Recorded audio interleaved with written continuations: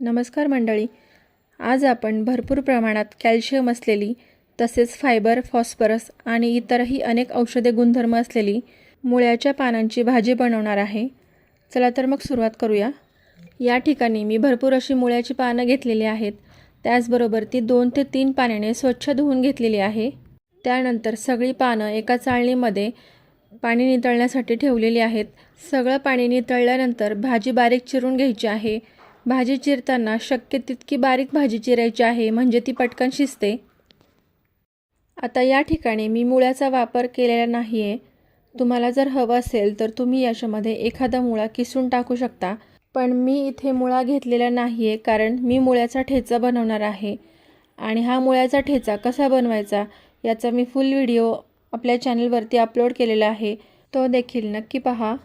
तर या ठिकाणी मी सगळी भाजी अशा प्रकारे बारीक चिरून घेतलेली आहे.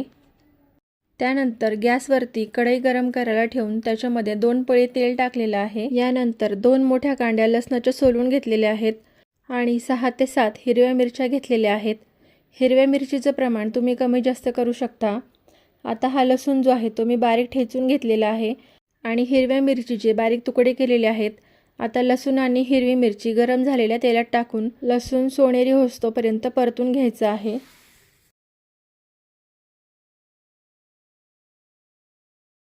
आता या ठिकाणी लसूण छान असा परतलेला आहे. आता याच्यामध्ये आपण बारीक चिरलेली भाजी टाकून घेऊयात. भाजी लसूण आणि मिरचीमध्ये छान अशी मिक्स करून घ्यायची आहे. सुरुवातीला 3 ते 4 मिनिटे भाजी अशीच हलवून मिक्स करायची आहे, म्हणजे ती वाफेने कमी होते. आपण सुरुवातीला याच्यामध्ये मीठ टाकलेलं नाही आहे, कारण भाजी जी आहे ती शिजल्यावरती कमी होते. म्हणून मीठ जे आहे ते भाजी शिजून कमी झाल्यानंतर टाकायचं आहे, म्हणजे मिठाचा अंदाज येतो. तर तुम्ही बघू शकता कढई भरून भाजी होती, ती किती कमी झालेली आहे. आता याच्यावरती झाकण ठेवून 1-2 मिनिटे वाफ काढून घ्यायची आहे. वाफ काढल्यानंतर याच्यामध्ये मीठ टाकायचं आहे.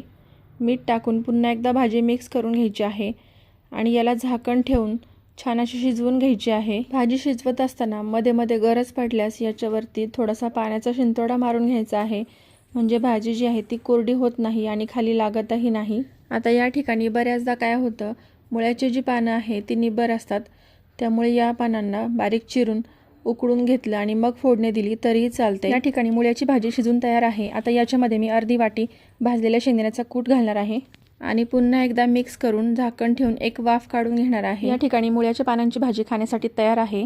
आपणही करून पहा. व्हिडिओ आवडला असेल तर लाईक, शेअर आणि